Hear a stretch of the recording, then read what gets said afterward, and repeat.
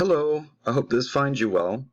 Um, I'm recording this to go over the scoring guide and a couple of sample papers so you can better understand how your essays will be scored.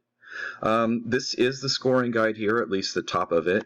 You can see that it goes down and has several descriptors in it.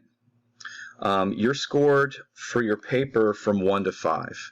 So there are no sub-scores. For instance, it's not like you're going to get, this, and then this, and this, and then this adds up to something. Your paper is either a 5, a 4, a 3, a 2, or a 1. So what I'm going to try to do is simplify this a little bit by looking at the scoring guide some and then looking at some sample papers. So the biggest point that you need to understand is that the difference between passing and failing, the difference between a 2 and a 3, has to do with whether or not in your research you report a new understanding. So there it is at number 3, a new understanding. That's the big differentiator in the rubric. The score points 1 and 2, which of course don't receive credit from the College Board, they only report existing knowledge. And basically, from what I've seen, and I haven't read a lot of papers, but from the one that I have read, what happened was this student essentially, without realizing that this was what he was doing, went and did a long literature review. He went through a lot of different sources to discover that each one of these sources had not found the solution to a particular problem because they didn't understand the cause of the problem. Well, yeah, but that's common sense. Everybody already knows that unless you can understand the cause of a problem, you're not going to be able to solve it very well. That was his overall conclusion. That was the whole thing that he found. And so all he did was report existing knowledge, and even though the piece was pretty well written, and sadly, even though he had a couple of mentors helping him out, he didn't actually carry out any kind of real study, and so it was a 2. Pretty sad. I won't make you read that one. It's a terrible experience anyway. The next important thing that you need to understand is that on all of the passing levels, a new understanding is discovered, but there's a couple of things that make the difference between, let's say, a 3 and a 5, and I want to clarify those for you by looking at papers instead of just looking at the scoring guide here. So the first one we're going to look at is this 5. It's called Ironing Out the Differences, Acculturation and Iron Intake in First-Generation Mexican Americans. So this one begins with an abstract. That's a nice touch. You don't have to do that. It doesn't count against your word limit. So if the student has 5,000 words on top of the abstract, that's just fine.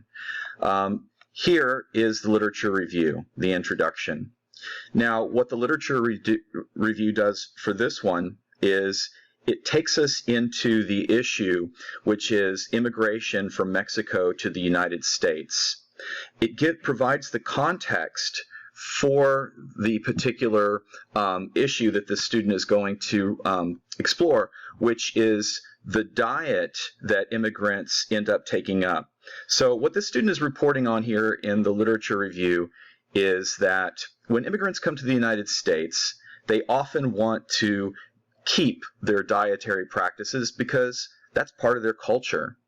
But when Mexicans move to the United States, what they found is that diet that they end up adopting, even though it shares a lot of the same food types like beans and tortillas, etc., with their traditional meals that they ate in Mexico, the American version of this, or the processed versions of this, end up being nutrient poor.